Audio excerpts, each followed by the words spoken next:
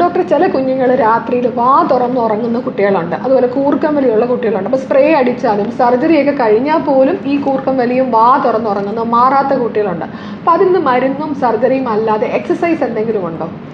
ദീർഘകാലമായി മൂക്കിൻ്റെ അലർജി ഉള്ളതും ഈ അഡിനോയിഡ് ഹൈപ്പോട്രോഫി കാരണം നമ്മുടെ മൂക്കടപ്പുള്ള കുട്ടികളും വായ്ക്കകത്തൂടെയാണ് കൂടുതലായിട്ട് ശ്വാസം എടുക്കുന്നത് ഒരു ഹാബിറ്റായിട്ട് മാറുന്നത്.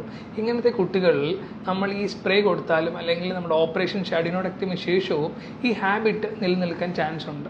ഇങ്ങനത്തെ ഹാബിറ്റ് നിലനിൽക്കുന്ന കുട്ടികൾക്ക് നമ്മൾ കുറേ set of myo functional therapy പറഞ്ഞു കൊടുക്കുക. Tongue suction, stretch your tongue, 15 seconds നാക്ക് സ്ട്രെച്ച് ചെയ്ത് വയ്ക്കുക, 3 സെക്കൻഡ്സ് റെസ്റ്റ് എടുക്കുക, വീണ്ടും 15 സെക്കൻഡ്സ് സ്ട്രെച്ച് ചെയ്ത് വയ്ക്കുക. ഇങ്ങനെ ഒരു 3-4 പ്രാവശ്യം ദിവസവും രാവിലെയും രാത്രിയും കുട്ടികളിൽ ചെയ്യാൻ. മയോ ഫങ്ഷണൽ തെറാപ്പി എന്ന് വെച്ചാൽ 20 കൂടുതൽ തരം എക്സസൈസസ് ഉണ്ട്. നമ്മൾ ഓരോ രോഗിക്കും അനുസരിച്ചാണ് നമ്മൾ ഈ എക്സസൈസ് പറഞ്ഞു കൊടുക്കുന്നത്. എസ്പെഷ്യലി മൂക്കിനാണെങ്കിൽ ഒരു 10 തരം എക്സസൈസ്, നാക്കിൻ്റെ സ്നോറിങ് കുറയ്ക്കാൻ വേണ്ടി വീണ്ടും ഒരു 10 തരം എക്സസൈസ്, നെക്ക് മസിൽ സ്ട്രെങ്തനിങ് ആയിട്ടുള്ള വീണ്ടും ഒരു 10 എക്സസൈസ് ഉണ്ട്.